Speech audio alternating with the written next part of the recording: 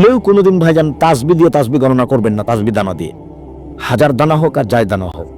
বরং তাসবি দানায় তাসবি গণনা করলে আর একটা বিপদ আছে, দেখবেন যারা তাসবি দানায় গণনা করে দেখবেন মাঝে মধ্যে খালি তাসবিটা এর উপরে উঠায়।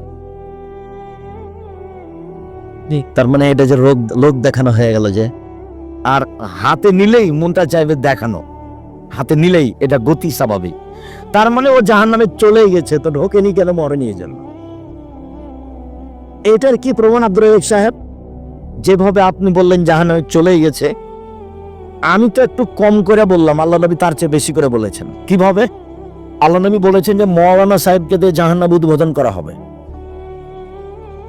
শহীদকে দিয়ে জাহান্নাম উদ্বোধন করা হবে, দানশীলকে দিয়ে জাহান্নাম উদ্বোধন করা হবে। আল্লাহ রাসূল বলেছেন মাওলানাই সবচেয়ে দামি মানুষ, বলেছেন যে ওরা হচ্ছে নবীদের উত্তরাধিকারী। আলেমেরা কে? নবীদের উত্তরাধিকারী, তাহলে এরা তো অনেক উপরের মানুষ। তা আবার যে বলছেন যে জাহান্নাম উদ্বোধন হবে হুজুর দিয়ে, কঠিন হয়ে গেল না? এই যে কথা এখন বলছেন বুখারী মুসলিমের হাদিস। তার মানে আলেমের কাজ যখন হবে, ইবাদত যখন হবে, কথা যখন হবে, বক্তব্য যখন হবে, লোক দেখানো, মানুষ জমা করা, বাস খাওয়ার দাপট, আর ওই কি বইটার কি ভেজান যে আগে বলে দেয় এই খাওয়ার লাগবে, এই খাওয়ার লাগবে, অগ্রিম এত টাকা লাগবে, বিদায় এত টাকা লাগবে। যখন লোক দেখানো হয়ে যাবে, তখন উদ্বোধন হবে জাহান্নাম হুজুর দিয়ে।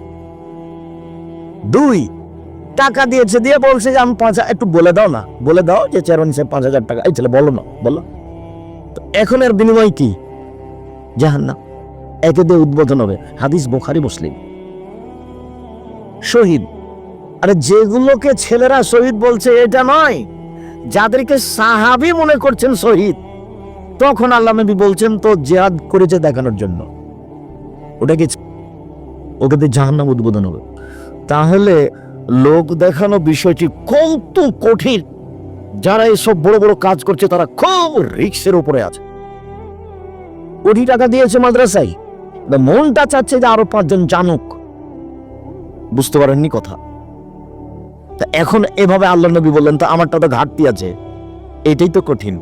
আমি বললাম যে জাহান্নামে চলেই গেছে, তো ঢুকেনি কেন, মরেনি এই জন্য। আর আল্লাহ রাসূল বলছেন যে ওদের উদ্বোধন হবে।